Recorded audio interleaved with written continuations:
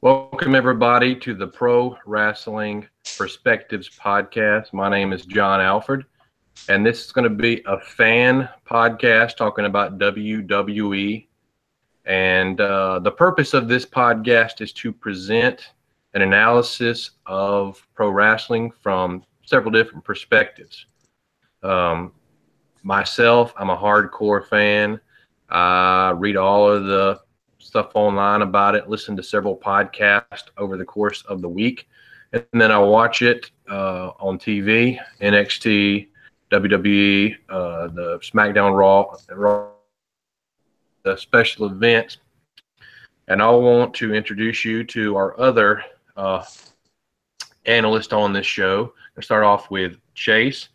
Chase, introduce yourself and tell the people about what your perspective of wrestling is. How are you going to be watching it?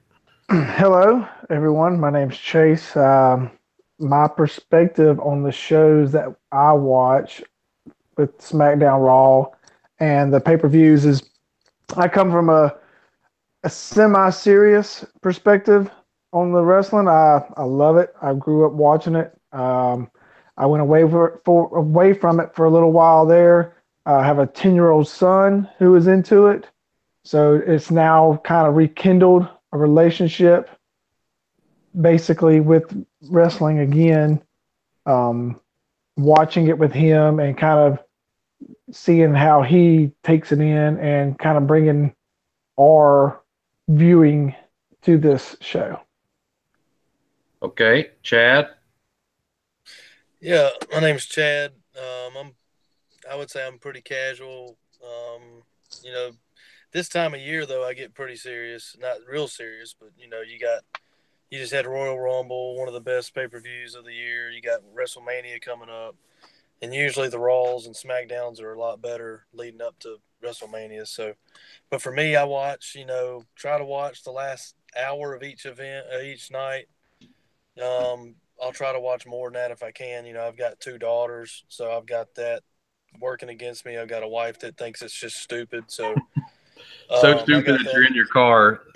So stupid I'm in my car talking about this because I'll wake up everybody else. So and I live in a shack, so everybody's gonna wake up if I talk. But anyway, that's pretty much my perspective. It's just real casual. I think a lot of people are like me. They watch it because it's funny and fun and something to get together and hang out with the guys is one of the main reasons I do it because it's just something else to get together and hang out. But that's kind of where I'm at with it. Try to watch. I probably watch 2 to 3 hours a week on it. Watch the pay-per-views with y'all, and then I'll look on the internet at some things every now and then, but usually not. Okay, Chance. Hey everybody, Chance here. My perspective on wrestling is I'm pretty much a extremely casual viewer. I watch it from time to time throughout the week, just whenever I can. 30 minutes here, 30 minutes there. Get together for some of the pay-per-views, not all of them. Watch those. And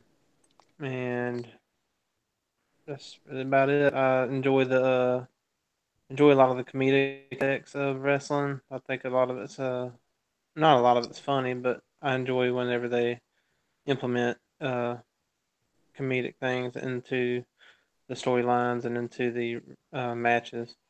Like for instance, Kofi Kingston jumping around on pancakes in the Royal Rumble, things like that. I like that aspect of it. What you like is entertainment. I think that's the word you're looking for. You want to be entertained, whether that's somebody getting their head beat down or a move or just something funny. Right. Okay, so what we're going to be talking about in this show tonight is a quick recap of the Royal Rumble and then looking at the 2 episodes that followed Royal Rumble at SmackDown and Raw. But first, my question to you guys is looking back, thinking about Royal Rumble and Raw and SmackDown, what was the most interesting thing that you guys saw on all 3 shows? Just pick one thing. Mine, Sasha Banks. That's the only thing I gotta say. Okay. Chad, what do you think? What was the thing that stood out this week for you? I think the Royal Rumble pay-per-view, Shinsuke is becoming a big thing. I feel like, and I like that. Right now he's my favorite male wrestler. So I think that's good. I think he just brings a freshness. As far as, Raw, I think, what Braun did just kind of stole the show from the start of the show. And there was some really good matches in Raw. You had The Miz and Roman Reigns was a great match. You had Banks and Oscar. Asuka. That was an amazing match. I think I texted y'all that night that was one of the best women's matches I've seen in months. And then SmackDown was kind of a letdown after Rumble and Raw. I thought they kind of took a backseat to them too, but then at the end of that you had Shinsuke again. So I feel like it's kind of been his week, if you ask me, if you had to pick a guy. And then, but that's kind of my wrap up on the 3 events. I'd say the biggest thing for me, and then we'll go to you, Chance, is the fact that Vince McMahon and the WWE typically have their kind of leaders that they want to be getting most of the publicity and the attention. And the usual prototype is a guy like John Cena, who can do all the interviews and kind of stands out for all the right reasons. And then for this Royal Rumble, the 2 winners were people from Japan who really have broken English when they talk. And this is the first Royal Rumble that a Japanese person won, and then we got 2 of them in the same night. So I thought that was a pretty big deal. Chance, how about you? Kind of piggyback on what you just said. The biggest standout for me is Asuka winning the Rumble and the match against Sasha. I think she's in the limelight now, and I think they did a really good job on the Women's Rumble, bringing in some of the NXT people, and maybe we'll get to see more of them, because I thought we saw a couple of wrestlers that were really good, so hope they expand on them. All right, good deal. I'm going to quickly go through the Royal Rumble results, and the reason why we want to go through them real quick is we want to spend most of our time on Raw and SmackDown Live.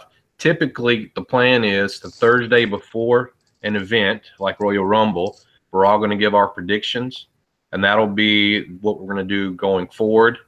And then the Thursday after a big event, we'll kind of recap that show, plus we'll recap SmackDown and Raw as well. So the pay-per-view opened up with AJ Styles defeating, quote unquote, Kevin Owens and Sami Zayn in a handicap match.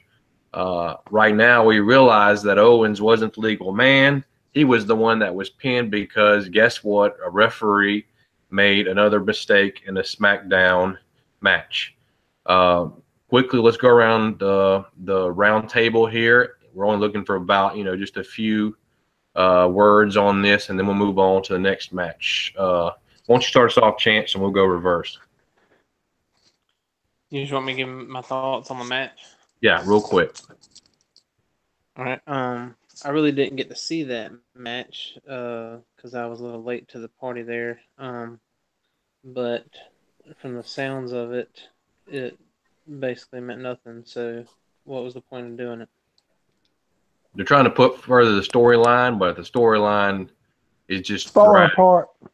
Go ahead. I do like the storyline that Kevin Owens and Sami Zayn are devolving. I think that's great, but I'll touch on that later. Okay, Chad. Chad, you're up. What was the question? Sami Zayn, Kevin Owens, AJ Styles. Need to hear your thoughts on this. Of course, you could have been out of commission taking care of kids at this point. Sorry, I just had to move. I had a Wi-Fi issue. Okay.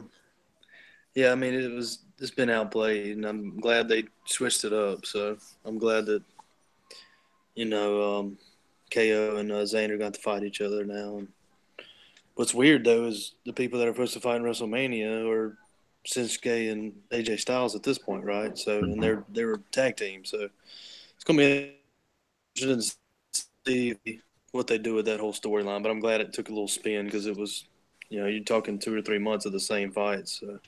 All right, Chase, your thoughts on the Royal Rumble match? KO, Sami Zayn, and AJ Styles. I have that as one of my losers of the night. Okay. First off, it's a loser because you got two guys losing to one guy. Yeah. So that to me just diminishes both of their characters. Secondly, I don't know. I'm not digging it. I think they're grasping for straws in SmackDown, and that's just my opinion on it. I think it was a lose for Kevin Owens and a lose for Sami Zayn. I mean, AJ Styles is AJ Styles, so it could have went either way for him. But to me, it was a loss in my mind. So what Chase is referring to is at the end of this episode, or close to the end, we'll all reveal our winners and our losers of the week, and that encompasses everything that happened during this week from Sunday up until today. Next match, Usos defended their tag team championship against Chad Gable and Shelton Benjamin in a 2 out of 3 falls match. The Usos took the first 2, and it was ball game. The second pin was very, very quick. Just a small package. And after the match, Chad Gable and Shelton Benjamin looked pretty stunned about what had happened, and the Usos got out of Dodge pretty quickly. Chase, what's your thoughts on this match? I like the match. I actually like the chemistry that those two teams are bringing because SmackDown actually has nothing else except the Bludgeon Brothers, and that's my next question: is when they're going to bring them in. They kind of showed it a little bit in SmackDown live this week, but I like the chemistry those two teams put together out on the squared circle. I got you. Chance. Sorry, what was the match again? Usos. In there for a second. Casual. There's that casual.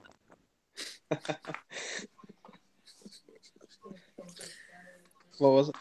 Okay. Usos and Usos, Chad right. Gable. That's how much it means to him. I picked. Yeah. I mean, that's.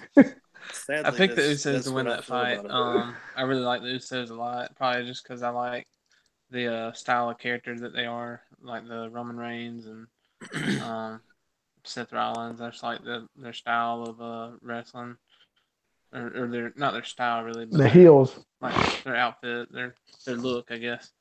I thought it was a good match though. I thought the quick pin on the second one was a good way to change it up and caught everybody off guard. Probably, yeah, that was good. It's pretty good analysis, Chad. You got any thoughts on this real quick? Yeah, man, I just think anytime you get quick pins on matches that are outplayed, I think it's fine. You get the winner out of it. We've seen them guys wrestle 10 times already. So give me the winner pretty quick. Let that storyline play out. But right now I'd like to see more of a, which I know they don't want to do this, but more of a Raw and SmackDown fighting each other. But then that's what the big pay-per-views are about. But I feel like when they had that Raw SmackDown interaction 2-3 months ago, I felt like that was good, and I'd like to see some more of that because I'd love to see Usos against the Raise the Bar, or the Bar. So I guess it's a good matchup. Yeah, that'd be a good match. I think we'll see a shake-up after WrestleMania. Usually that's when it happens now. But it can change the way that this company is run. Okay, we're going to go through the 30-man Royal Rumble match. And I'm just going to hit some highlights here. You had Andrade Cien Almas. He's the NXT champion, and he came in at number 7, was a surprise entrant. Other notables is Shinsuke Nakamura, who entered at number 14, was in there a very long time.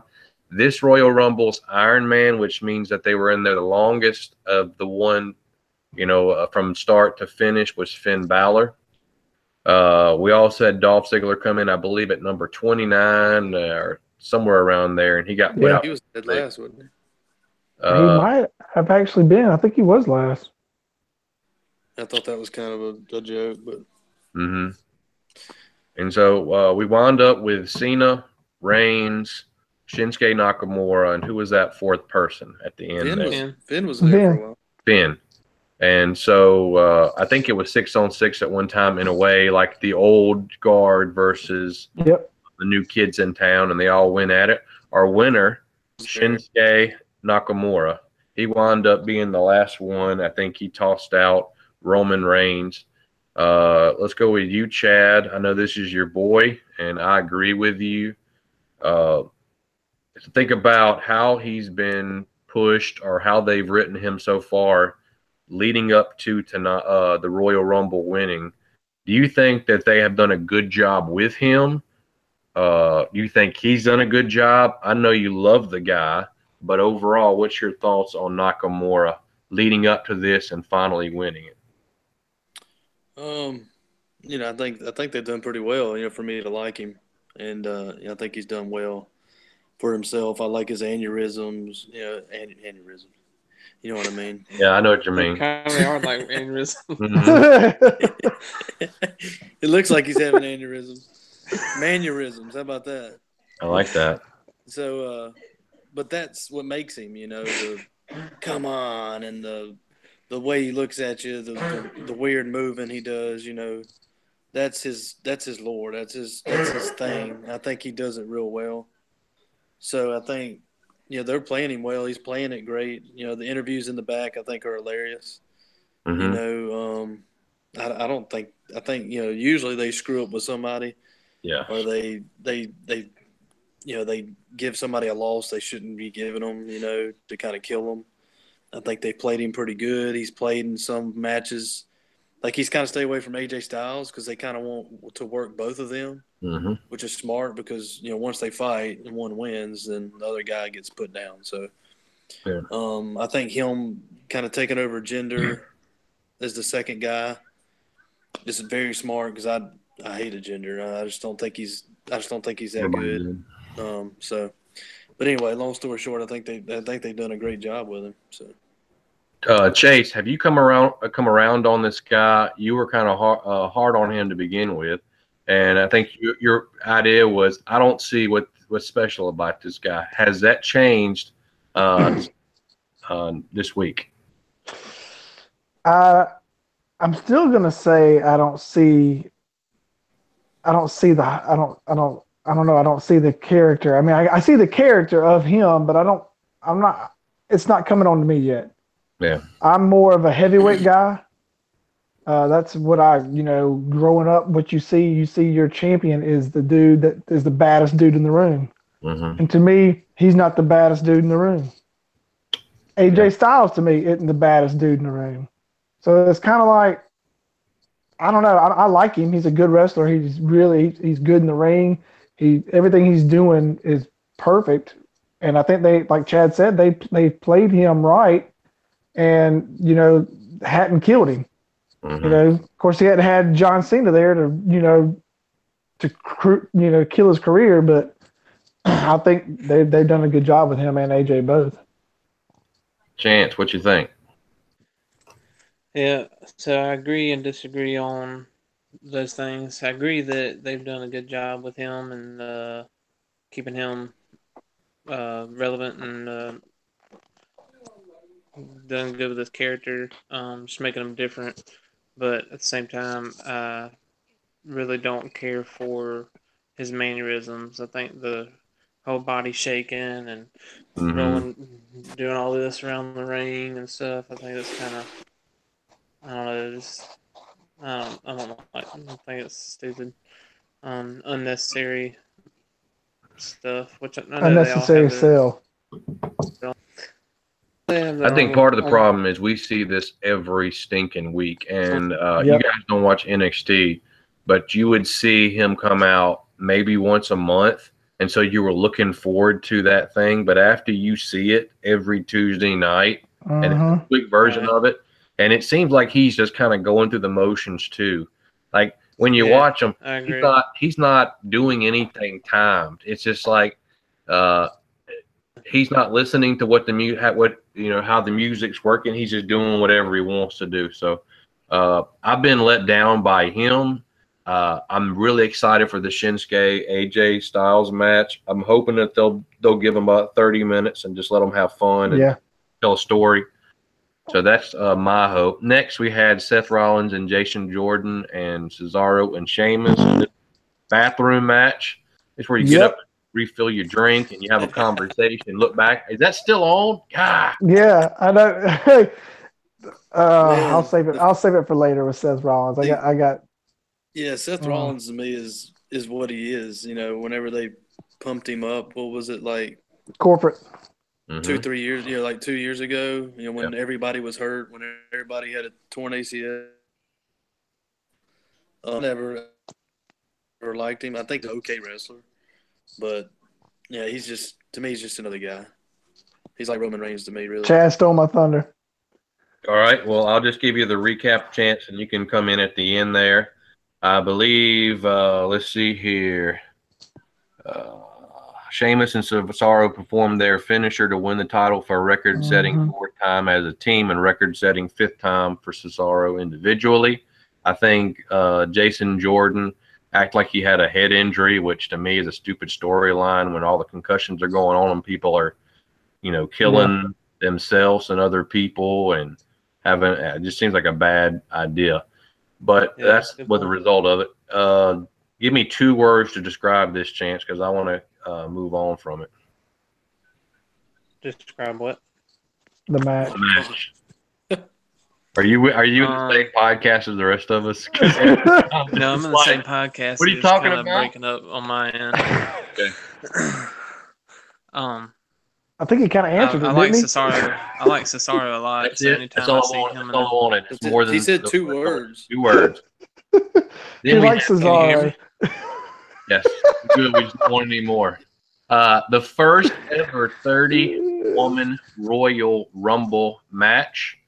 And Sasha Banks speculants to started off. I bet you they were very, very excited. Some of the women who came back: Lita, Jacqueline, Beth Phoenix, Trish Stratus, Kairi Sane. That's the one that had a crazy elbow drop that I say is the best ever. Ember Moon showed up with a strap on her shoulder. Tori Wilson was there. Molly Holly and Michelle McCool, who was Undertaker's wife. She had the most eliminations at 5. Vicky Guerrero, that's the one that had the screeching "excuse me" over and over in the mic. Kelly was there. Nikki Bella was there. Brie Bella was there. At the end, it was Brie Bella just to save time. Brie Bella, Nikki Bella, and Asuka in the match together. One of the Bellas threw out the other Bella. It says Nikki. Nikki did. Okay. And then it came down to just Asuka and Nikki, and Asuka eliminated her. And then this big event was overshadowed when the music played. It's another loser. Out came Ronda Rousey. And just a side note here, we'll get into a SmackDown, but people are already starting to boo Ronda Rousey. They just had her name on the screen, and people in the audience were booing her. I don't understand the Hulkamania attire. I didn't. Roddy Piper. Roddy. Oh, Roddy. Yeah. I mean, Roddy. I didn't. That was his jacket too that she was wearing. I don't understand. Really? Yeah. I get it. It's Rowdy to Ronda Rousey. I get it, but it's. Come up with your own gimmick. I'd rather just come out with her own look and everything, but. She looked awkward to me when she came out. Like she came out like she wasn't a big thing, and then got in the ring and tried to do like the crap face to try to look intimidating. No, you got to think. She's so jacked and so happy to be there. It's hard to hide that emotion and be excited and be happy for what's happening. She also has to figure out how to be an actress, So yep. She starred in movies. I'm not saying she's great, but she just starred in movies. Yeah, I mean, what do you think? Yeah, I don't know. Chance. You want to be on this podcast? Hey, anybody watching this, if you're a semi-casual and you'd like to be on the podcast, chance, sit out. Yes, you're striking out here. We might have to get somebody else. Third strike. The Royal Rumble, Women's Royal Rumble. the Women's Royal Rumble, I enjoyed. I like the Ember Moon character. I thought she did really good. I wish she would have had that arm healthy to where we could have seen what she could really do. But I think that was a good surprise for them to bring in. I think Asuka, does, and I like her character.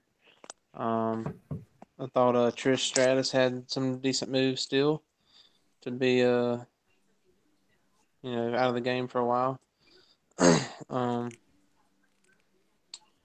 And that's about What'd it. you think about Ronda? John. By me? What'd you think about Ronda? John, do you think – here's the only thing I like about Ronda is somebody dynamic. She's going to have to get better, obviously, on camera, but is somebody dynamic that can actually – you can put up against Charlotte. Asuka's there. Mm-hmm. But, I think for long term, I think she could actually be something. I think people are going to think they're going to play her like Brock Lesnar, let her just do certain ones. She's a female Brock Lesnar, yeah.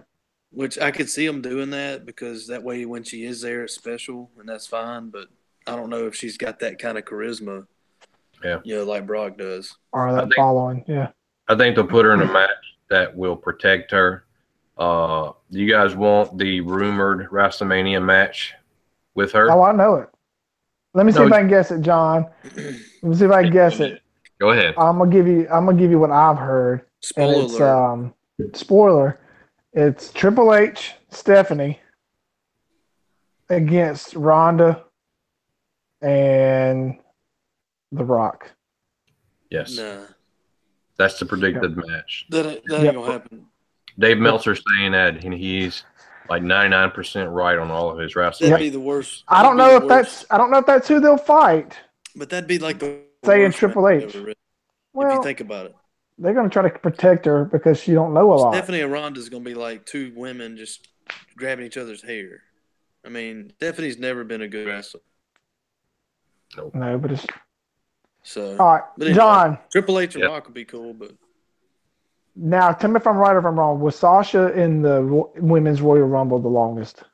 That's right. Time wise, I think she was. Yeah. Yeah, that's right. And she did how many heel moves in that match? 3? 4 maybe? I'd have to look back at it, but I think that feels right to me. I felt a lot of heel action. Bailey Bailey over. Yep, she threw Bailey out. All right, so my take on the Women's Royal Rumble, I enjoyed it. I thought it was awesome. I think that the only problem I had with it was they had more oldies, but goodies. They had more oldies doing more damage than they did the newer cast. Now, I don't know if that was paying homage, I'm sorry, to the women that led this revolution, or what? Yeah, 100%.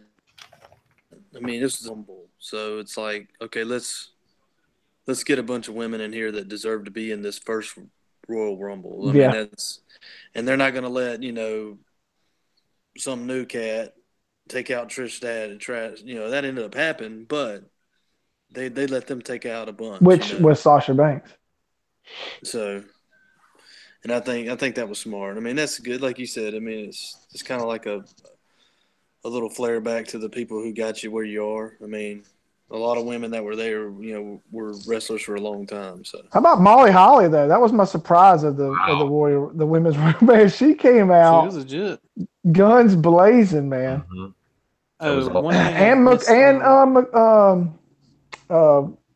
Undertaker's wife. I'm still pissed Sable wasn't in there, but Sable, she never was really a wrestler though. She was just eye candy. Yeah, exactly. Okay, we're going to move on to Raw. And speaking of Sasha Banks, she's going to be pretty pivotal to this episode. Yeah. So let's start talking about Raw. It kicks off with Stephanie coming out and talking about the past week with Raw 25, the Royal Rumble, and she's all fired up about the Women's Royal Rumble. And she talked about how not Sasha was in there for almost an hour. So you're right, Chase. I think she was returning legends, Asuka's win, and it was all capped off with Ronda Rousey's appearance, and they're really pushing that. It's big. By the way, all several of the women, Sasha and Nia Jax, and several of the other ones are legit Bella. about this. Do you really think they're legit ticked off though, John? It's just storyline. I think they are. I mean, I don't see this leading to anything until after WrestleMania because they're going to protect her, Ronda. Yeah, she's not going to wrestle until WrestleMania. So she calls out, or I guess basically she calls out Asuka to the ring, and Stephanie tells her you can choose whichever belt you want to go for, which is the Raw one or the SmackDown Live one. And it's going to be a constant theme through this episode and then SmackDown Live. The word opportunity. I got so tired of hearing this word. Stephanie McMahon said it like 6 times when Sasha Banks came out. She said, she basically quoted Stephanie McMahon and included the word opportunity. And then in her interview later on, she used the word opportunity as well. I'm trying to get this opportunity. Just call it a match or something else. But they use these words and they just beat them to death. They JBL them. Yeah. Asuka gets the mic and thanks Stephanie, and then cuts a whole promo in Japanese. And she got one what? And I was just like, oh no, please stop right now and do something different. She says that at WrestleMania, I'm champ. And this is my favorite phrase: no one is ready for Asuka. Sasha Banks comes out to interrupt, and you can just see in her eyes that she's not being nice. She's got a little edge to her. It looks like she, had to wake up early, and she's just in a grouchy mood. And said last night she had the privilege to share the ring with 29 other incredible women, and she wanted to congratulate Asuka, but she is ready for Asuka. Going with that quote, based on her performance in the Rumble. So Stephanie makes it official, and tonight Asuka and Sasha Banks will face off in a match. Now, before anybody says anything, you need to be aware that Asuka is my favorite wrestler. And if you say anything negative about her, you will be kicked off the podcast. Go ahead, Chase. Wait. I got to ask you a specific question. Don't talk about Asuka because I can already tell. I ain't got nothing against Asuka. But your question is about Sasha Banks. So are we starting to see, was this the seeds of a heel turn in Sasha, or did that really begin last night in Royal Rumble? Yeah, I think it started in Royal Rumble. I think it's kind of always started, even when she was in NXT. She was kind of this heel, and I think she's always tried to want to be a heel, but I think that the WWE universe hasn't really allowed it. She's such a fan favorite, and she's such a good wrestler that it's kind of hard to make her heel, and she hadn't really had the opportunity to. Well, now she has a person to go against to be the heel. So I think, and that was like, again, going back to my winners and losers, I think this is a great opportunity for the women's to now have a storyline. You said it. It's like I threw that in there. They finally have a storyline, and I think women have this division has just been kind of just plotting along, matches here, matches there, but now they have a storyline to go through. Mm-hmm. Chance, let me hear it. Oh, Chance and Chad, your question for this is going to be, what is you and Chad? What's your opinion of Asuka and what she does? Is she does something very similar to Shinsuke in a way. She has her own little quirks, and then her wrestling ability. Take that away, Chance, and then Chad. I like her. I like her character. She kind of is unorthodox in the ring. She kind of will just sit back and smile at whoever she's going against and just kind of do some stupid moves. It's kind of like Shinsuke, like you said, but it's not aneurysm like Shinsuke's is. It's kind of just she's just flowing in the ring. Mm-hmm. I like that. I like that she's just calm, cool, and collected in the ring. It's kind of how I am. So, kind Yeah, of you're relate to very that. calm and collective. Um, um, and what was the other part of that? Oh, as a wrestler, I think she's got a great opportunity to, I think the sky's the limit for her. He's Sky's walking the out. limit. He flipped the No, tables. He left. I think they did a good job with her. All right. I think she's All right, Chad. I'll pretty take good. over. Oh, I don't know Johnny's back. Go ahead, I Chad. don't know all of her Chad, moves or Sweet. anything like that, Okay. but from what I've seen, what your little time I've is seen up, of her, sir. I Your think she's time is really up, good. sir. It's now the other All right. candidate's turn to talk.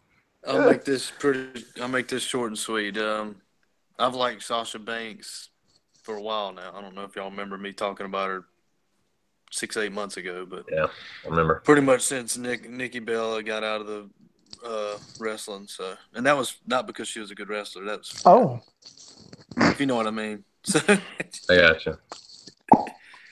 but All right, let me I put my think, two cents here. go. Go ahead, Chad. Wrap it up, please. like I said earlier, I think it was one of the best matches in a while for women. So, Okay, here's my thoughts. Going back to the whole opportunity thing, this is stressed way too much in the WWE. Think back to all the other major sporting events. Why was the rematch between Alabama and Clemson different than, let's say, another regular match? Let's say the semifinals and the playoffs, because you had two Because it was two teams, great teams. but there's a lot of great teams. These two were gunning for each other. That's all Deshaun Watson thought about since the beginning of the season, is getting back and playing Alabama and going out there and playing his tail off. So when Sasha Banks comes out, I want to see more anger and focus toward Asuka. But instead, what we get is, I want to have the opportunity for the title. No, in my mind, everybody wants that. There's nobody on the show that's like, I don't want to get an opportunity. It needs to be more focused on individuals. Why do you hate Asuka? And I want her to hate Asuka. Asuka's coming in and taking up the spotlight. So give me a little edge to her instead of just, I've wrestled in the Royal Rumble and I want my opportunity to have an opportunity at the Well, WWE title. I think she attempted that, and like I said, she hasn't had the opportunity, John, to be that villain. And No, now, they beat the crap out of her for a year. yeah, I know they did, and they did it again Monday night, but it was good. I liked it. I think they're doing. I think, like I said, I think they're doing a better job with her now. I think you'll see that it'll get better. In the end, I just like having two women face off, like one of you said earlier, as opposed to, hey, everybody, we got a 6-man tag or 6-woman tag. Everybody gets in for 30 seconds. Moving on.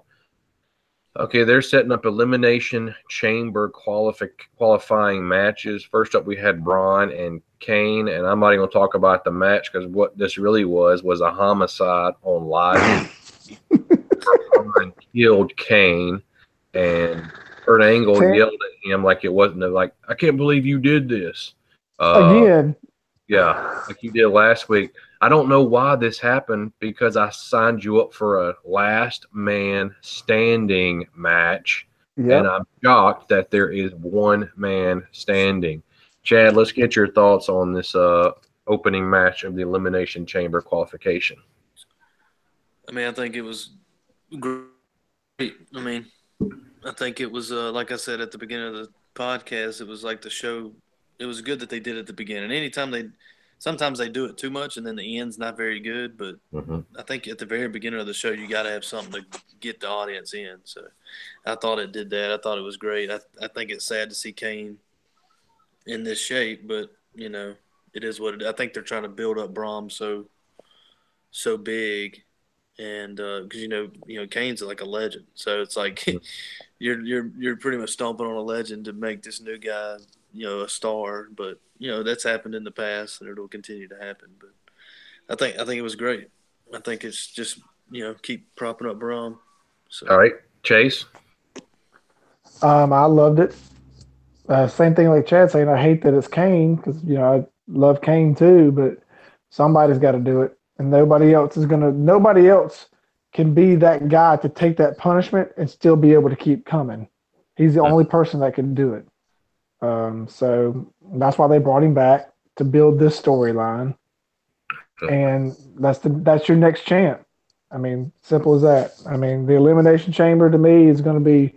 I hope it's not like the three-way we had a while ago with at Royal Rumble with Brock and Kane and Braun. I mean, it was just like, let's see how much damage we can do in 5 minutes.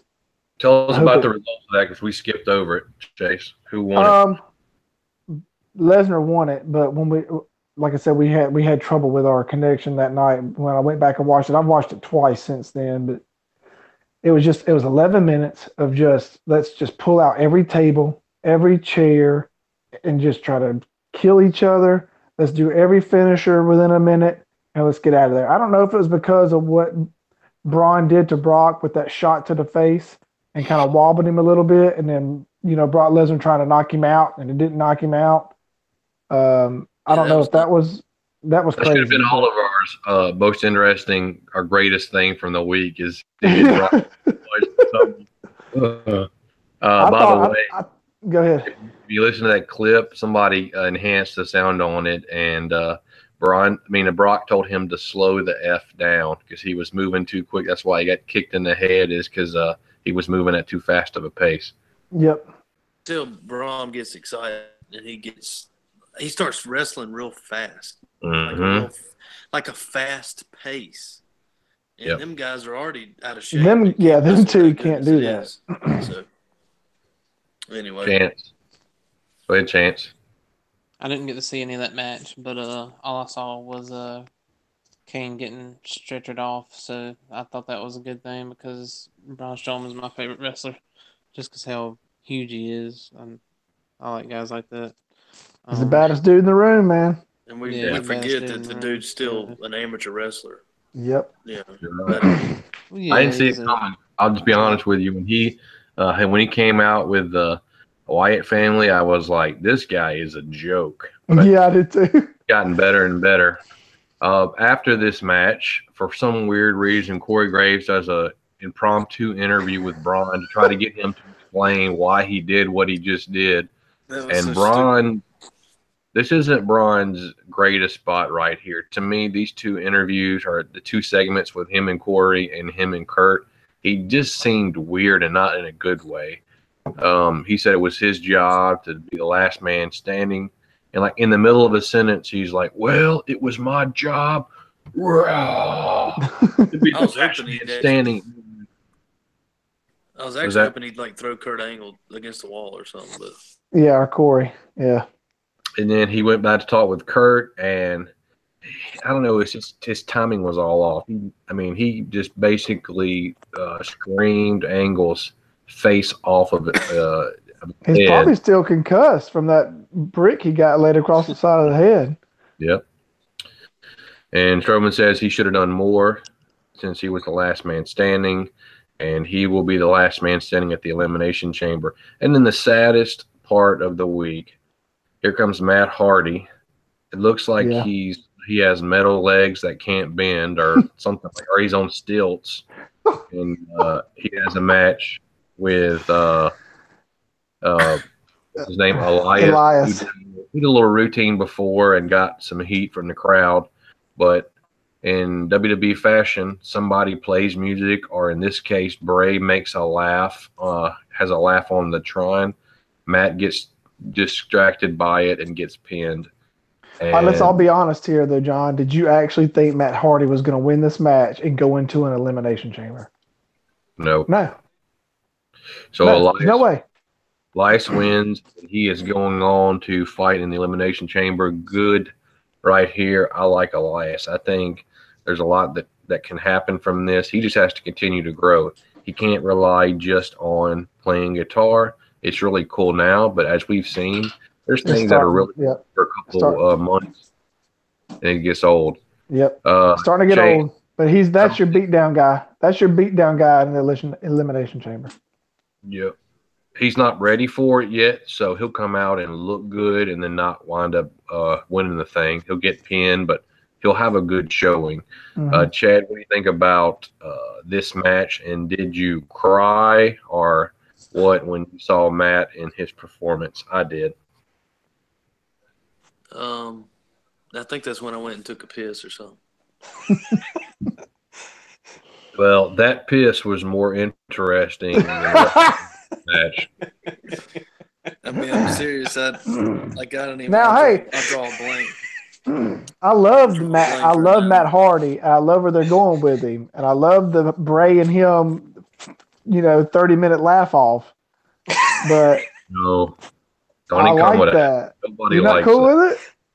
It's the dumbest thing ever. Exactly. That's what's so funny about it. That's your funny part. Bray has now become the funny person. No, okay, Chance. Let me hear it. I want to move on. I didn't watch any of that. I didn't get to see any of that match. Thank God. From the sounds of it, it ain't worth. Good deal. It wasn't a good match. Okay, here's the showstopper. I thought this would be the best match of the night, and it was great, and I loved it. The Miz. Well, actually, I was reading this as if it was the next match, but it's the Miz doing a quick promo about Roman and what he's owed and blah, blah, blah. It's typical Miz stuff.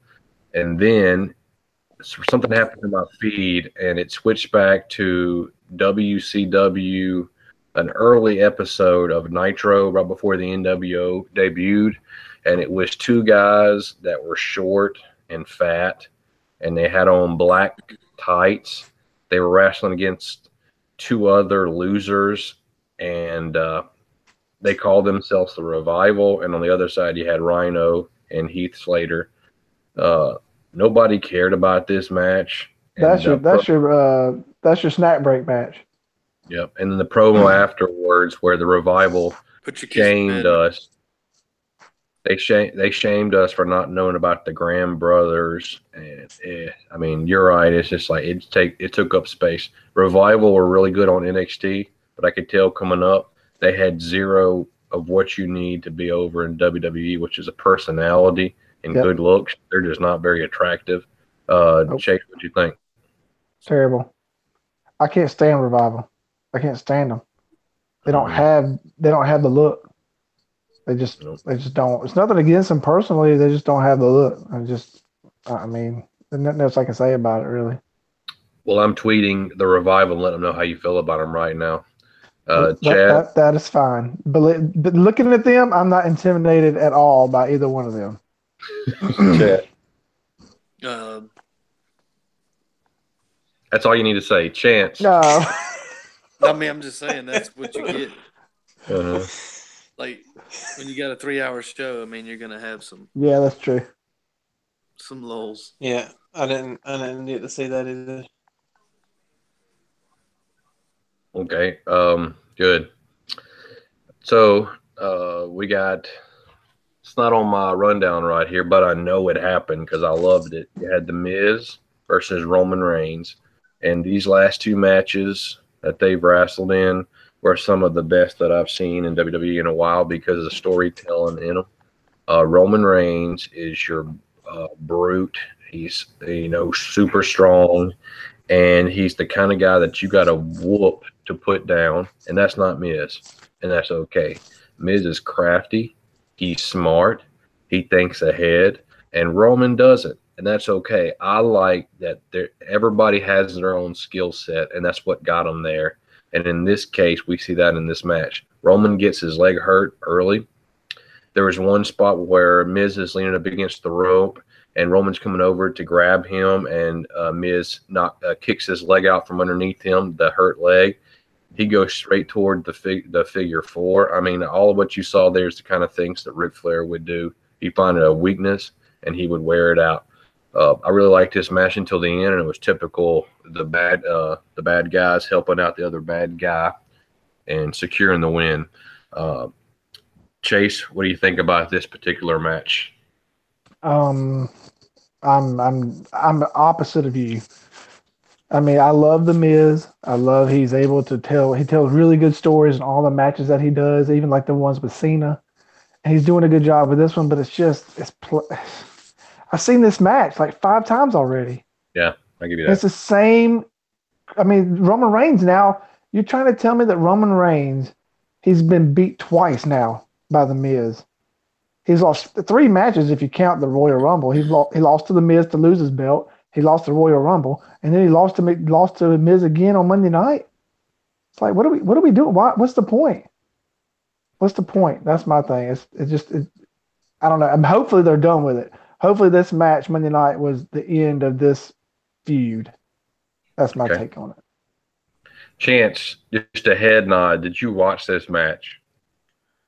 No, but I got something to say about the people in this match. All right. I'm looking forward to this. I used to hate The Miz, and I've grown to like him a little more just for the entertainment aspect of it. And I actually was sitting at home with my sick daughter yesterday, and there was absolutely nothing on TV except Total Divas or whatever that show is called. And got to see him a little bit on there, and I kind of like him. Don't lie, you watch that every single week. You ain't on anybody. only when no one's watching. Mm-hmm. I mean, it was a good match for them too.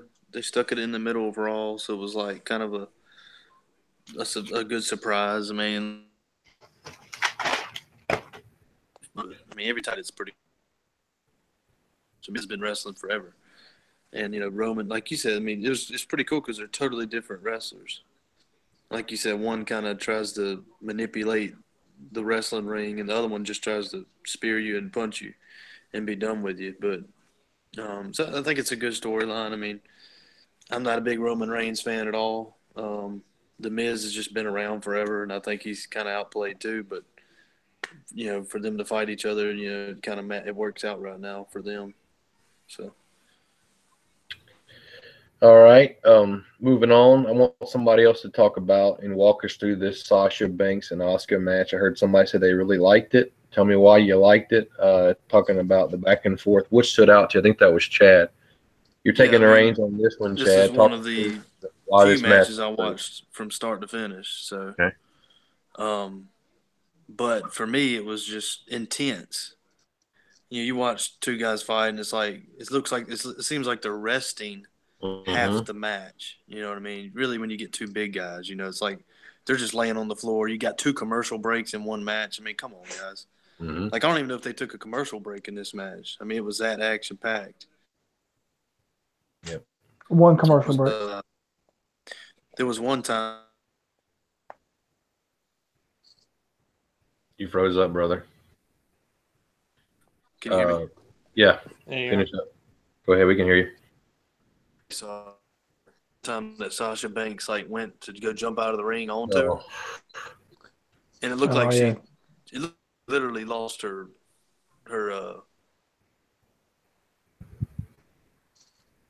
looked as real as it can look. But you're kind of choppy. I just thought it was a good match. Yeah, I agree. 2 things stood out to me. I don't want to steal anybody's thunder, so I'll just say both of them. You're right. That dive out of the ring. I read somewhere that was planned. I don't see how. It looked all kind of awkward, and it came up short, so it wasn't like they were trying to get Asuka to punch her, and that's why she did it. It looked like she came up short. But right after that, she got in the ring, and then Asuka did like a knee to the head. Yeah, I mean, those looked incredible to me. I look back, and Sasha got her hand up. It was just an awesome, awesome sell. Because if you watch that at full speed, you thought she's dead, and it was good. One little quick note, and I'll pass it on to Chase. What I love about Sasha Banks matches is she always seems desperate. Like, this is the only thing that's important to her right now, and she has to do it. Even in a loss, you can tell that she gives a crap about this, and sometimes the other women don't convey that desperation. Chase? All right. I'm a huge Sasha Banks fan. to me, her and Asuka are the best in-ring performers. Period. I mean, Becky's pretty good, but she doesn't really portray a story like Asuka and Sasha Banks do. Mhm. Even Asuka took a nasty spill when she tried to do a hip bump, and Sasha pulled it through the middle of the ring. She went straight out on her rear too. from the between the ropes. I've heard two takes on the Sasha. If it was planned, if it wasn't planned, the way I look at it, looking at it again, I think it was planned for the way she just left her legs hanging to catch the rope. Yeah, maybe. And then Asuka, did the sell on the kick. A lot of people think that was planned because if she went out, was Asuka supposed to do that kick, or was she doing that to cover up something that was botched? So you don't really know unless you talk to them about it. Again, like Chad said, this was a great match from start to finish, full of action. Just no awkwardness about it. Like they've been doing this for years. So I'm really hoping that she does do a heel turn here, and this can continue a really good storyline between the two. Chance, did you watch it? And if so, what did you think? I got to watch the last probably half of it, I guess. I thought it was great. I think Sasha and Asuka are probably the two most sound wrestlers. I think they're the most entertaining ones to watch for me. Naomi's still my favorite women's wrestler, but that's because I think she's entertaining, kind of like the New Day, I guess. Sure, I know why you like her. John, is Sasha to you the best seller female wrestler or wrestler, period? Best female. But think about this. I want you to go back maybe a year and a half, 2 years ago, and think about all the matches that were on this Raw. Did you ever think to yourself that you would say, what should have been the main event? The two women fighting. Yeah, I know. That's true. Yeah, it was probably the first women's match that I've ever watched. Just two women. First of all, half the time it's more than just two women. Yeah. A lot of times it's multiple, 3, 4, 6, whatever. But it's probably the first time I watched a match of just two women and actually was really intrigued and really into it. I agree. And if I would have told you that John Cena and Finn Balor in the main event wouldn't have been as good as this match, you probably would have told me I was an idiot. But that's exactly what happened. They had the last qualifying match between Cena and Balor for the Elimination Chamber. To be honest with you, watched this on DVR and I fast forwarded through the whole thing. So if anybody watched this and thought something about it was cool, speak now. I'll say something. Okay. I think Cena he don't have anything more, man. It's excitement in the ring. Like he's like looking out in the crowd, like questioning like stuff. I don't know, man. He needs to redo his whole. To me, Cena he just needs to go home. He's done. You know what that means, don't you, John? He needs like a reboot, like a Hulk Hogan reboot, NWO reboot kind of deal. Yeah, something like that.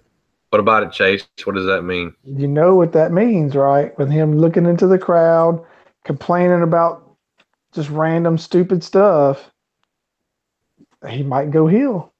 Yep. He might go heel. Now I'm gonna piggyback on Chad's. This is going back to WrestleMania. I mean, not WrestleMania, but Royal Rumble. I couldn't stand him. I wanted to jump through the screen and choke the life out of him with his over the top choreographing every person and what they're needing to do. Yeah. It's like, have you really been out of the ring that long to where you're having to like scream out instructions to everybody? I didn't get it. I don't know if he did it on purpose for something that's coming up or if he had that much ring rust. I don't know. It made no sense to me. I want to hear your take on that. Cena's always had a reputation for being loud and calling the spots in the ring. And obviously he was the ring general, so to speak, at that time. I don't get him. People have always booed him and acted like it didn't bother him. And according to people who watched that match in Raw, he acted agitated by the response of the crowd. the thing He that's gets that always every week, though, John. Mhm. The thing that gets me is the predictability of right before he does that five knuckle shuffle, where every wrestler does the same, takes the shoulder blocks, and sometimes somebody will not do it. Like they'll block it one time, but they always get it eventually. And then they always swing at him and miss, and he grabs them, picks them up, and it's so paint by numbers. And they try to say they act like they mix it up because the first time somebody blocks it, but they always wind up doing it the second time. And even the boy on the cover, Roman Reigns, he does the same thing with Cena, the swing and the miss, and then he gets picked up by Cena. But he's always been loud, and he was loud in this one. I hated it for Vin. Or Vince, Finn, I'm Vince, sorry. Yeah, Vince no, Balfour. yeah, for Vince Balfour. I hated it for him because he deserved better than that after the performance he put on at the Royal Rumble. Yep, I Yeah, agree. he did really good. He deserved better than that I knew Cena was going to win it because it's an elimination chamber qualifying match, and he's got to get in there to find any way he can to get into WrestleMania. But I don't know. I'm really excited about the I want to see how they're going to do this elimination chamber. I think this is the way I view it. What Cena's going through right now. You know how, like, if you miss several Sundays in a row at church and then you show back up, and it's kind of like when you first get there, it's kind of weird. You kind of have to, like, break yourself into it. Everybody's coming up and you feel like you hadn't seen them in a while. Yeah. Like if you got a sick baby or whatever and you just miss a whole bunch of Sundays in a row. I think that's kind of how he feels because he's been out of the action and he can't find his groove now that he's back. That's true. He feels out of place. Yeah. Okay, we're going to move on to SmackDown and talk about what happened in this particular episode. I agree with the sentiment of, I think, Chad, that SmackDown just doesn't have the same kind of feel that Raw does. Raw's not perfect, but Raw feels like something big's going to happen. It may not be big, but they're sure enough going to tell you that it's going to be big. So you kind of like, okay, let's see what happens. SmackDown don't feel that way to me, and I'm not sure why. But it's kind of like it's like a. It feels like JV, man. It's JV. It feels recorded, like a lot, not live. There's nothing about that show that you would make you think that it was live. All right, so let's start us off. The men's Royal Rumble winner starts us off. Shinsuke Nakamura comes down to the ring, and he talks about how many people he need in the face. Roman Reigns, Sami Zayn, the guy in the concession stand, Chance Whitner. Everybody got a knee to the face, even if they weren't in the room at the time. Here comes Kevin and Sami to interrupt, and they're upset because they got screwed over in the match. I think it started out the whole Royal Rumble pay-per-view. They were supposed to become the first co-champions, and the ref made a huge mistake. Thought that Kevin Owens had tagged in, and this is just the dumbest thing. Referee staring, I think, right at what's going on. Well, he was staring, but then he got hit. Okay. He got hit, and it turned him away from it, so he assumed that he got tagged. Mm-hmm. Just a sidebar here. I think there's way too much of this bad refereeing going on in SmackDown. If it's as bad as this being portrayed, they need to fire all of them and start over again with new referees. John, it's not. It's just that particular match that they're doing with KO. Usos, Shelton Benjamin. Yeah. You're right. Okay. After the two said they were co-champions, Shinsuke told him that AJ is the winner and they are losers. I kind of like how they did Shinsuke here. It's still kind of cringeworthy sometimes, but the basic premise is actually hilarious of what he did. I like the knee to the face, and I like the whole, AJ is a winner and you are losers. Crowd loved it too. Here comes the phenomenal one, AJ Styles. And he tells Kevin and Sami to keep whining as the dream match is still going to happen. It's going to be him and Shinsuke at WrestleMania. He also proposes a tag team match between him and Shinsuke, Kevin Owens and Sami, and they back out. They don't want any of that. I'm gonna say the next segment because it kind of tags in. It's kind of a part of this, and we'll go around with you guys. Kevin and Sammy start complaining to Daniel Bryan about the match, and Daniel Bryan says AJ doesn't have the power to make matches, but he does, and he sets up that match later tonight. And what I thought what was hilarious about this is Kevin Owens and Sami Zayn, who are wrestlers and who like to wrestle, were upset that they had a match later on that evening in which they would wrestle Shinsuke and AJ Styles.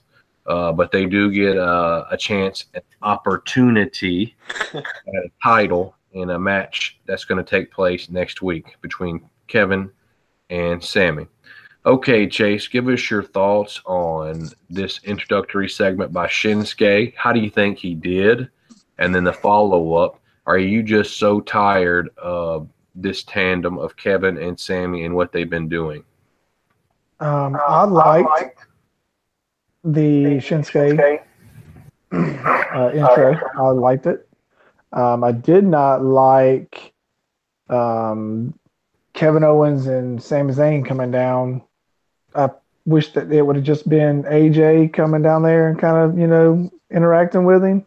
Mm-hmm. But I see the storyline they built up for that night.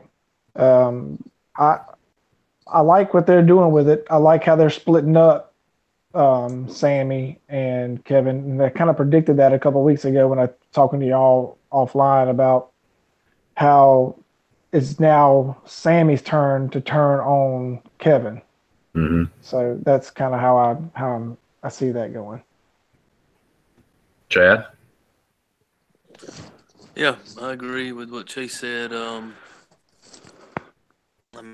think actually, to me, Sami Zayn's a more fun to watch the ring right now than Kevin Owens. But I didn't think I would say that when he first came on the scene. But he's actually pretty good in the ring and pretty funny and goofy. He's a good bad guy. He's a good guy to root against. So I think that putting them two together, it'll be probably a pretty good match.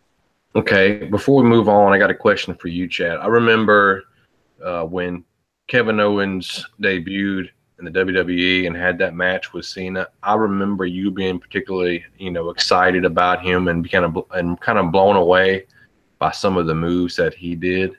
How do you feel now about Kevin Owens as far as what he's done in matches compared to that time? I mean, anytime you put somebody with somebody to tag team a lot, it's like as if you don't want them to really get going. I don't know if he's having some issues in the ring or maybe I don't know what the deal is. But when we first saw him, we're like, look, it's a 250-pound great wrestler.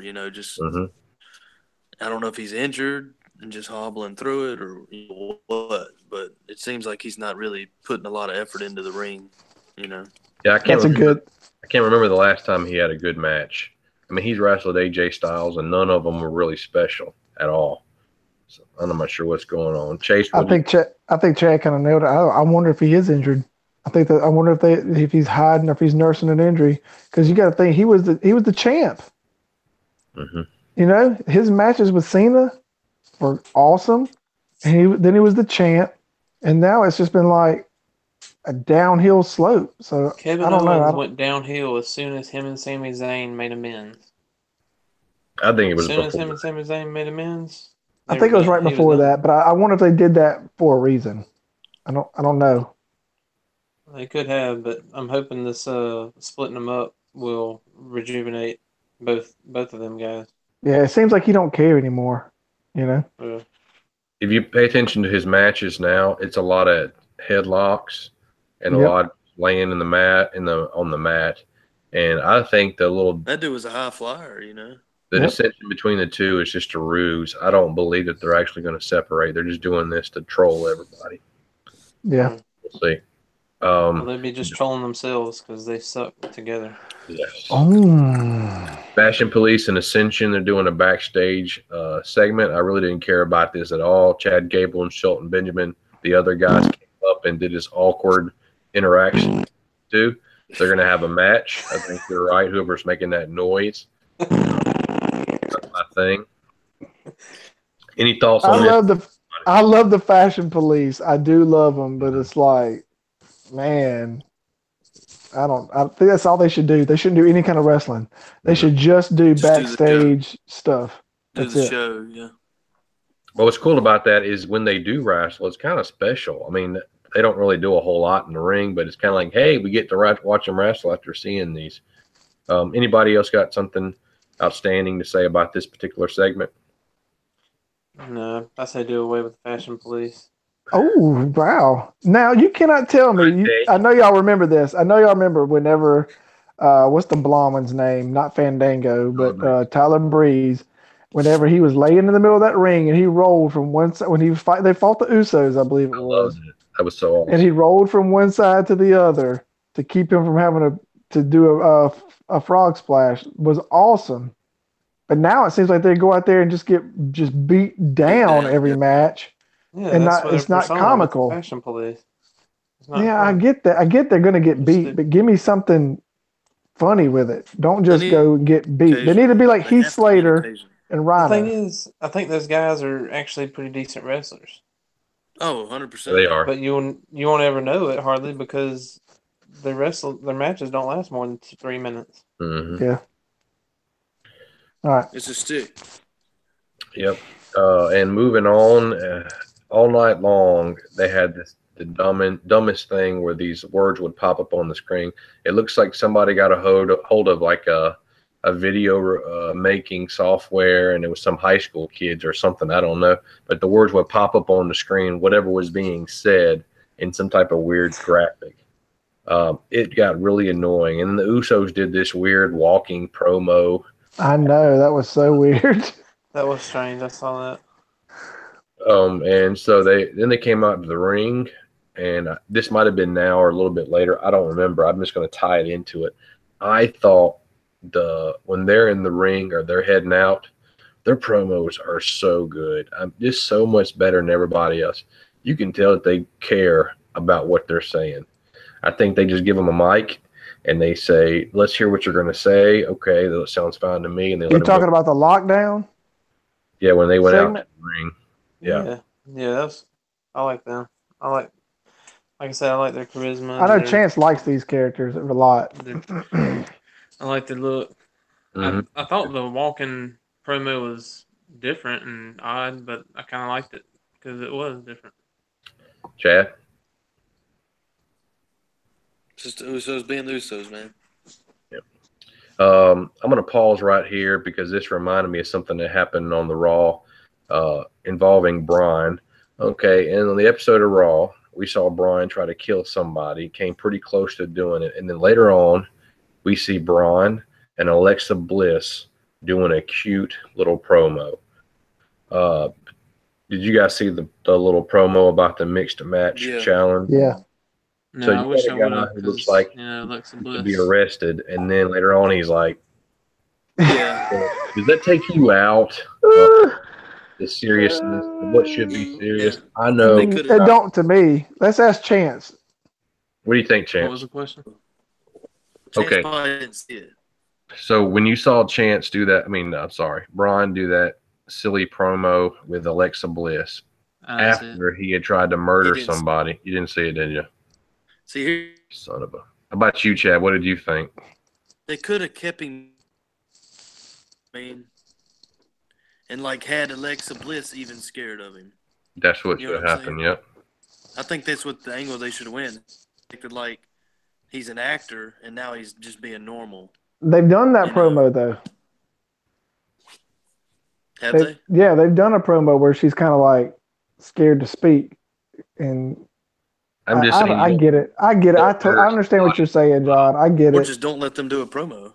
Just do the promo towards the end, not exactly right after it. Let the other two do it. I do like the mixed match stuff. I do too. It begins what I talked about before, intermingling the women and the men's more often.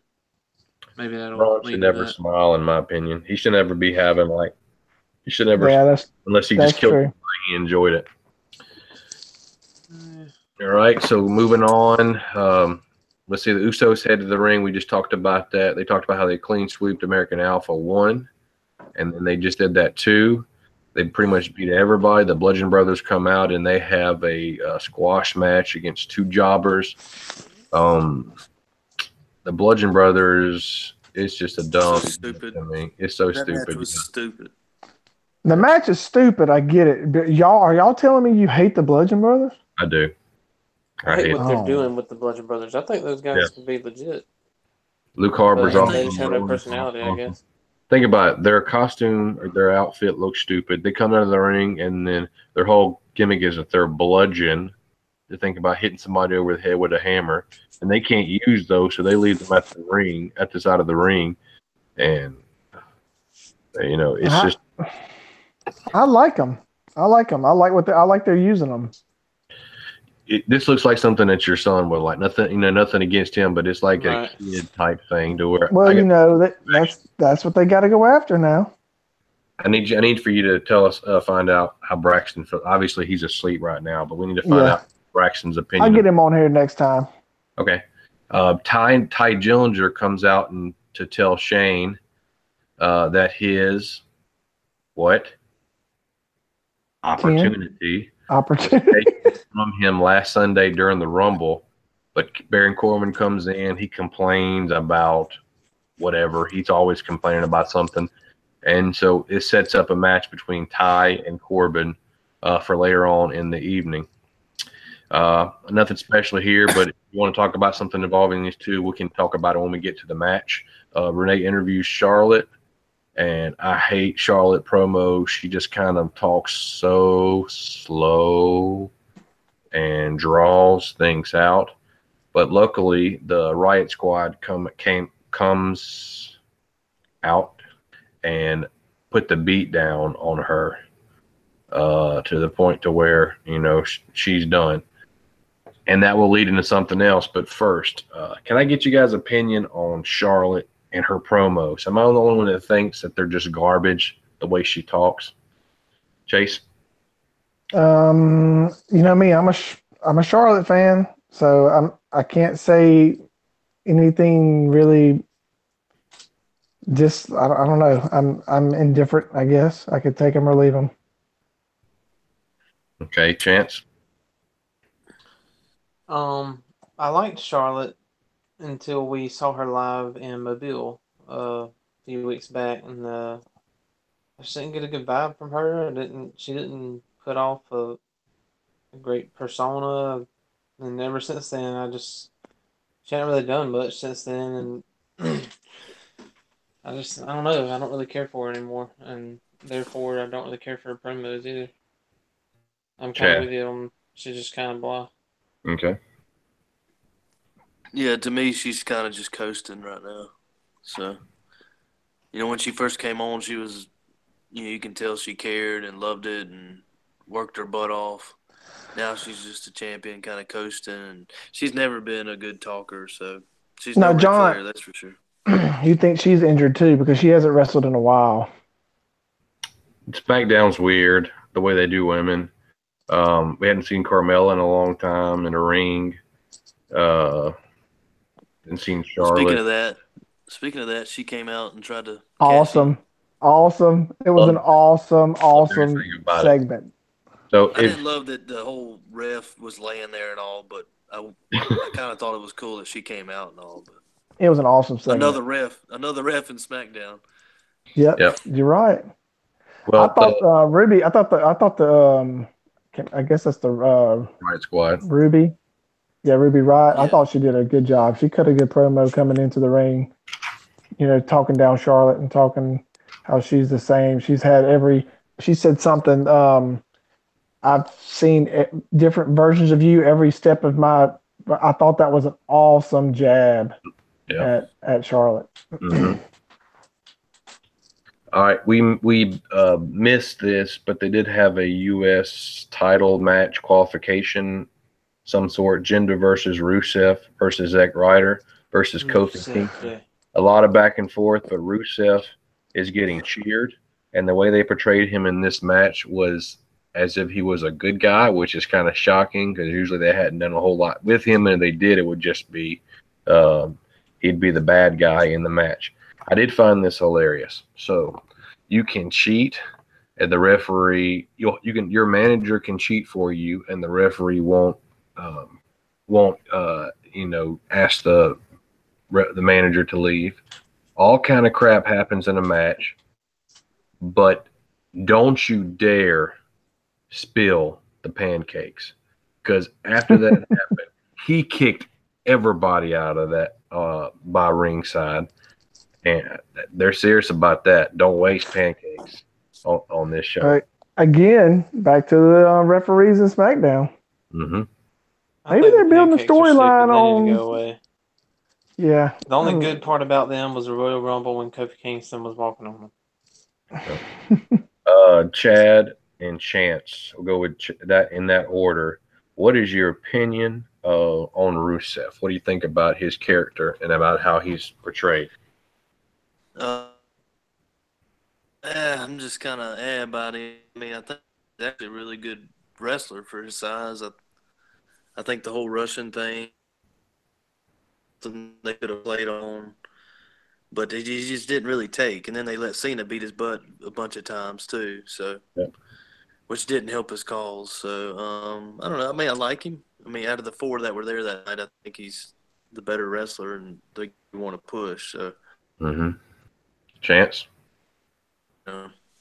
I like him a lot. I used to hate him whenever he was with Lana and all that, but ever since he broke off from her, I've grown to like him a little more and more. And then the Rusev Day, like that.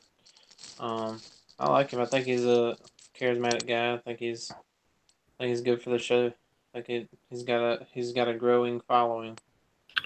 Well, I say he's a good wrestler. He's a good wrestler. He has the look. He can convey emotion in his eyes. He can be hilarious, or he can be vicious. I don't see anything there that would disqualify him from being one of the top guys, and I'm not sure why he hasn't been pushed.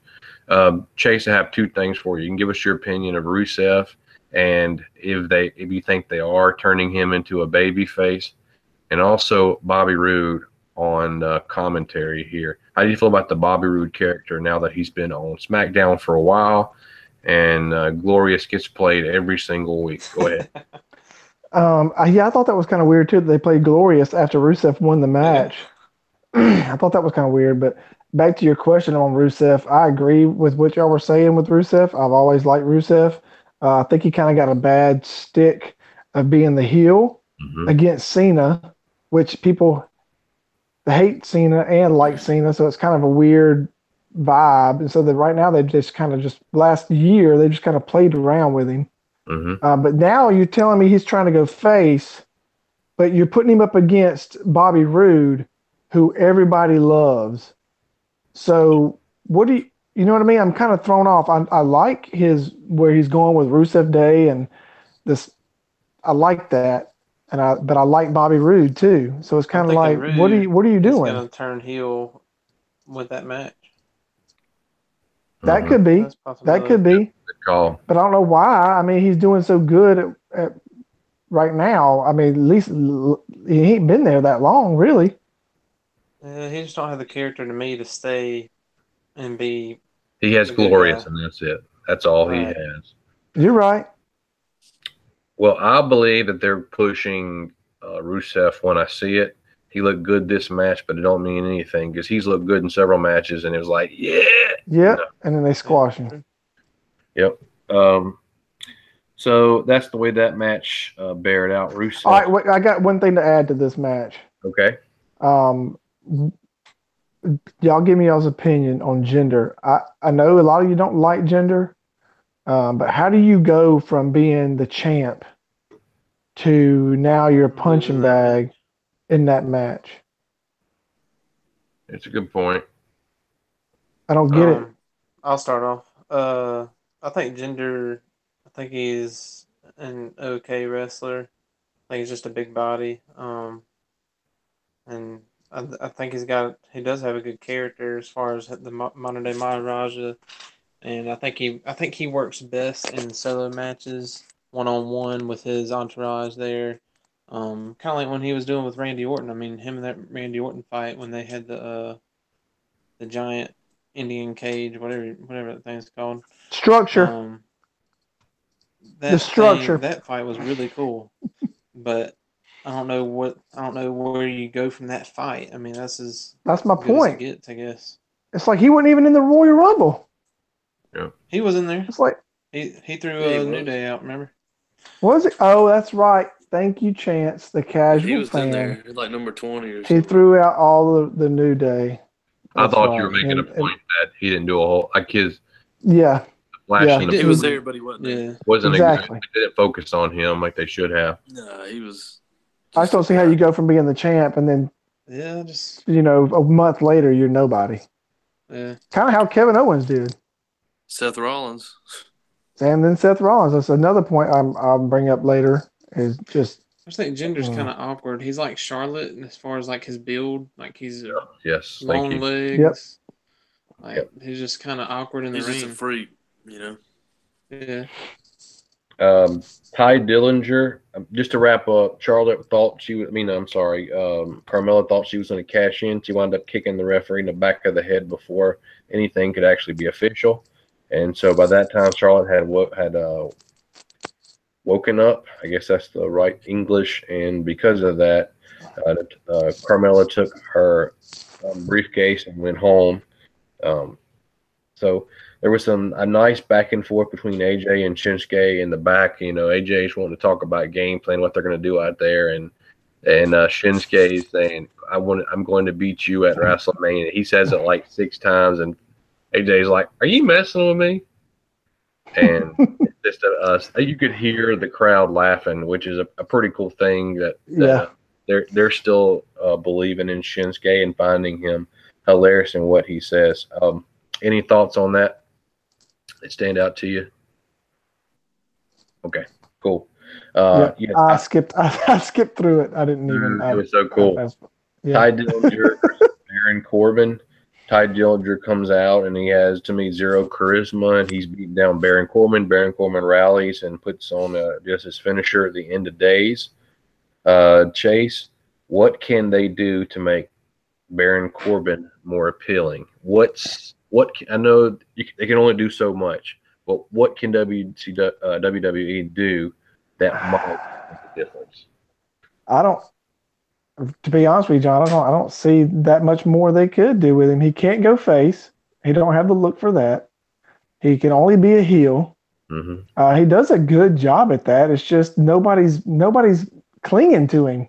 Yep. He doesn't have a really good following. He don't sell tickets. So I was thinking maybe they could do kind of how, Seth Rollins was with, whenever he was the, I guess you want to call it corporate Seth Rollins. I can't remember what they actually called that whole faction of him and Triple H. They're going to have to do something like that with Baron Corbin, in my opinion. They're going to have to put him with somebody or a group or a tag team. Yeah, I can see him getting a tag team or something. I don't think he'd do it because he's a lone wolf kind of guy. He's a lone wolf, but he's got to have somebody else like that, or just take him out and then bring him back. Kind of how they doing with Bludgeon Brothers. You take him away, put him in NXT, figure something out, and then come back. He's got to be better than Revival. I'd rather watch him and somebody than Revival. What if I told you that Baron Corbin about a month and a half or 2 months ago beat AJ Styles clean in the middle of the ring, and they did nothing with it? I would believe that. I wouldn't believe you. What if I told you that Dolph Ziggler pinned AJ Styles in the middle of the ring, I don't know, 2.5, 3 months ago? And you're right. It's insane to think that they I don't get it. I don't know what they're doing at SmackDown. I really don't, man. And if this is Shane and what me and you talked about before, if this is Shane's way of, it's just, man, it's bad. It's bad. The general manager should never steal the spotlight of the other people. I don't care how much love Daniel Bryan is and people like Shane. They should always play like behind or back. Yeah, just like Kurt does. Show. Yep. You only see Kurt whenever somebody is going to him with a complaint. Who's Kurt? Not Angle. Kurt Angle. You know what I mean? Yeah, Jason Jordan's dad. Yeah. You look crazy, Chance. Like you'll say some things sometimes that are profound, and you're like, man, he's really paying attention. What's the one of the people on the show? Oh, okay, now I know you're talking about. Well, I was thinking Stephanie was over Raw. Was why I said that. She is, but Kurt Angle's the general. Commissioner. Yeah. I gotcha. Kurt Angle's the Daniel Bryan. Yes. Gotcha. Name me the last really good AJ Styles match. Oh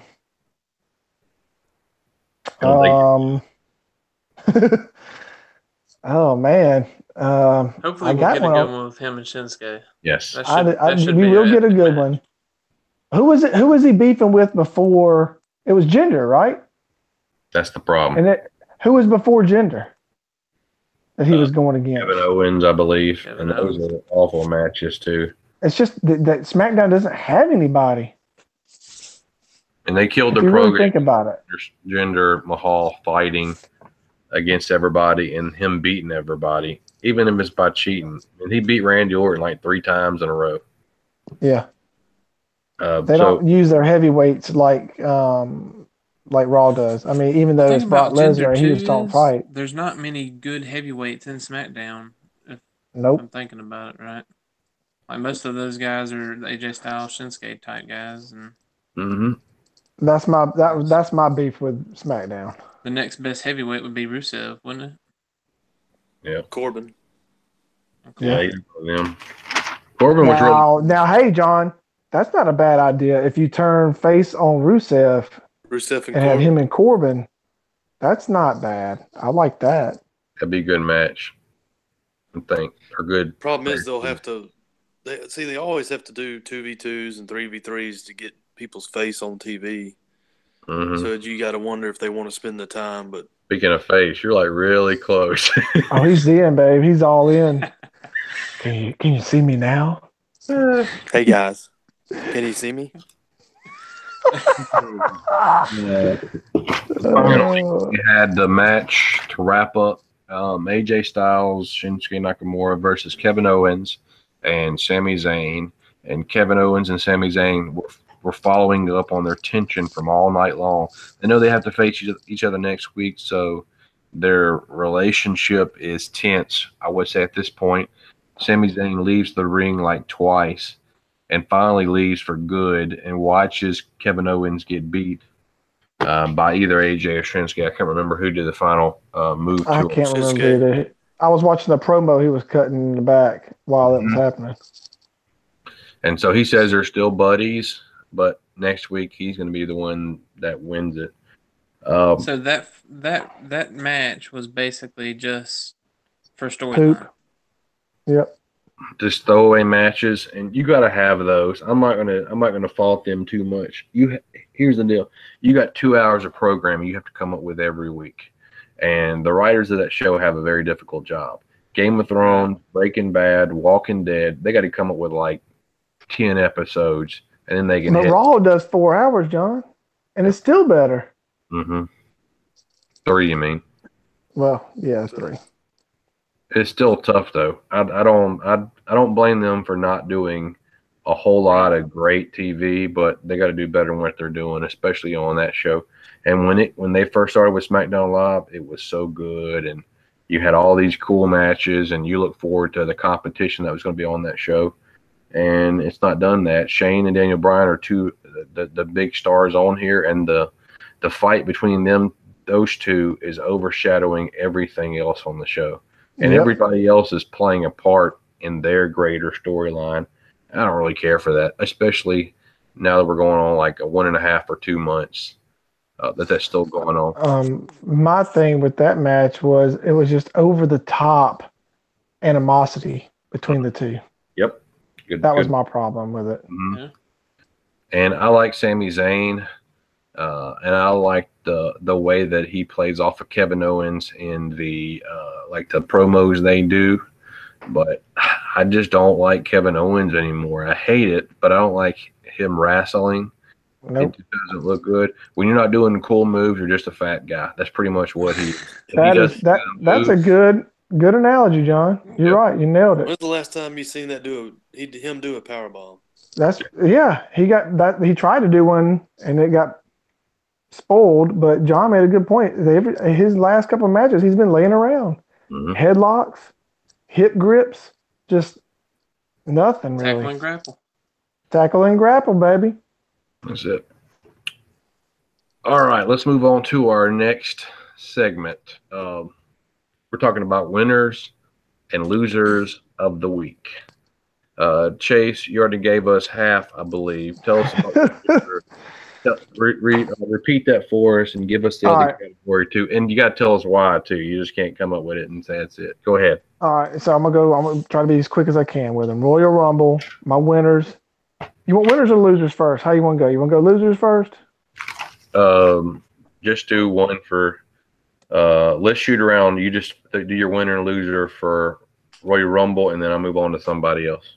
All right, my winners and losers for Royal Rumble. My winners are Sasha, and I'm hoping I say that because she, again, an hour in the Rumble, and hopefully she did a lot of heel turn moves in that match, and I'm hoping that goes towards a heel turn.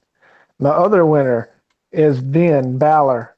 I thought he did an awesome job. He was in there the whole time, and it kind of showed that they kind of had him on the back burner here leading up to this, and hopefully this is letting people see, hey, we're going to do something with this guy. Give us some time. We're going to do something with him. My other winner was Braun, and I say that because dude took a cinder block to the head and kept going. And I'm hoping that he becomes next champ because I want a fighting champ. I'm tired of seeing. I love Brock Lesnar. Y'all know me. I love Brock Lesnar. He's the baddest dude on the planet. But I need somebody fighting every week or doing something every week with that belt. Losers, I got Cena as my top loser just because of him mouthing out every action, and it just destroyed the match for me. It's like I know everything is supposed to be predicted. Don't overdo the predictions. My next loser, Kevin Owens, Sami Zayn. I say they lose. They're my losers because they lost to one dude. And it's just like if two people ever lose to one person, I don't care how great that one person is, especially as AJ Styles. It's not like he's a big, overpowering Braun Strowman type.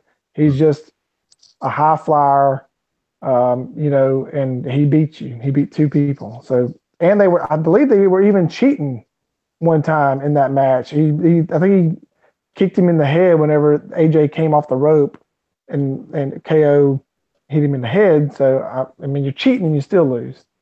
Asuka, she's my loser, not because of her match, but because of Rousey coming out there and taking the spotlight from her. One winner, one loser, Chase. Yeah, you went crazy with this. I just did one and a loser for the whole week. But I'll break down this thing segment to segment, brother. Chase, I need a winner loser from Raw, winner loser from SmackDown. All right, I'll go one. Let me see. Goodness gracious. Who Raw? Each match. My Raw winner is Sasha. My Raw loser would be. I'm gonna go Michael Cole on my loser for Raw. Who's that? The announcer. Somebody that did. I don't know why. I cannot stand Michael Cole now, man. I just don't. I don't get it. Every time he speaks, it's like somebody just died. Every hit killed somebody. I'm over Michael Cole. And if you want a person, I'll say Seth Rollins because now he's just another guy. Okay. My SmackDown winner is Shinsuke. My SmackDown loser is Jinder. Shinsuke winner because he's done a lot, I think, with his inability to speak and not cut good promos. He's actually won over the crowd just from his actual talent. Gender is my loser because I just don't see how you go from being the champ to a chump in a matter of a week or two. You know what I mean? I don't get it. Chad, All right. Chad, if you're ready, you can go ahead. Yeah, I'm just doing winner and loser for the week. Yeah. My winner for the week is Shinsuke. I already kind of alluded to that earlier. I think between Royal Rumble winning it and then SmackDown kind of carrying SmackDown, I felt like this past week, not saying much because it wasn't much to it, but he kind of carried it. I think he's your obvious winner for men. Yeah, I could give you a women and men's, but I'll just give you a loser. I think Cena's the by far loser, not because of the talking. That stuff don't bother me. It's just I think he's not the wrestler he used to be, and he's never been a great just oh gosh, look how good he wrestles. He's always just been a good performer, and I feel like now he's just letting the crowd and the whole. He's just not what he used to be. It's kind of like Michael Jordan playing for the Wizards. You know what I mean? He's not what he used to be. He's not the guy anymore. So he's kind of in la la land. I think he needs like a reface or something to really, if he wants to keep being in the WWE. I think it'd be smart for him to do something with him, kind of like what Hulk did with the NWO or something like that. Something, probably not go corporate or nothing like that, but just something, change up that stupid jean short look. Yeah. Chance. I got 2 winners and 1 loser. My loser is Kane, because that man went off in a stretcher. That's all I saw from him from this week, and that's all I'm gonna remember is Kane went off in a stretcher. That's a typical loser right there. Winners are Rusev, because he won his Fatal 4-Way match into the Elimination Chamber, correct? U.S. title match. U.S. title match. So I think he's a easy winner for this week, just for the opportunity to win that title. And I think I like that they're pushing him. I'm starting to like him a lot. Other winner is Sami Zayn and Kevin Owens, because together they sucked. So I'm hoping they're not just trolling everybody. I hope they are actually gonna stay separated and go after each other like they used to. Okay, good deal. Did you say your loser? Loser was Kane. Kane. Okay. The dead man. Oh yeah, that's right. My bad. My winner for the entire week, I would probably say it for Royal Rumble and for Raw, is Sasha Banks. What's incredible about her is they can put her on behind everybody else, take the spotlight off of her, beat her, and when it's time for her to step back up, she has zero problem doing it. And that means she can get the whole crowd behind her. She can put the match on that she needs to put on to captivate the crowd. I love that about her, and it takes a lot for me to pick her over Asuka, who won the freaking Royal Rumble, but I still got to give it to her. Now, my loser is Braun Strowman this week. He lost in the Royal Rumble title match and didn't look good. He got his head smashed in by Brock, because he was not doing a good job in the ring, and he came out in Raw. Step up. He did win that match, last man standing, but nobody respects Kane right now in the ring. Now, historically, yes, but right now everybody can beat Kane. It doesn't really matter. He has no cachet, or whatever the correct term is. And Braun's promos this week were dumb, and he didn't come across as the bad that we've seen in the past. He just seemed like he was rushing on Ritalin and didn't really get everything out the way he wanted to. So that's mine. One more loser. Okay. Becky Lynch for that outfit she wore at Royal Rumble. Thank you. Good point. Good Lord Almighty. Becky, from everybody, that watches you, stick with your look. It's wonderful. It stands out. It's different and Amen. unique. So we're going to bypass the news because we went long. I can just give you a quick run through. I'm not going to ask for any of your opinions. Goldberg, Dudley's are in the Hall of Fame. There is the XFL that's supposed to be coming back, which is insane to me. And I'll predict now will be a massive failure. Enzo is out of the WWE. He's been released. And we really don't know the whole situation there. May not ever know. The Mixed Match Challenge is going on right in these couple of weeks. It's really cool, but the ratings are in the toilet, which is not a good sign for WWE because they want to break out of the pack. My battery's low, so we'll definitely wrap up here in a second. Preview of the next show, February 8th, 9:30 p.m. Is when that will be, and we'll talk more about Raw and SmackDown. February 25th is the Elimination Chamber. That's the next pay-per-view. Fastlane will be the SmackDown Live pay-per-view in March 11th. And we need to come up with a tiebreaker because the last time we did predictions for Royal Rumble, we were all dead even. So we got to figure out how to break the tie, and the loser is going to have to fix a meal for everybody else at the Elimination Chamber pay-per-view. All right. Shortest beard. What's that? Shortest beard loses. Yeah. He says shortest beard loses. All right, so that's you, John. Mm-hmm. Nah, we'll come up with something. Okay. And, any last thoughts from you guys before my battery dies and I won't be able to stop this? Peace out. Nope. Peace out. Love you guys. Later. Love y'all. Thanks for everybody for watching. Like our YouTube, subscribe to us so that we can keep bringing this to you and we can eventually make money at this. Bye. Bye.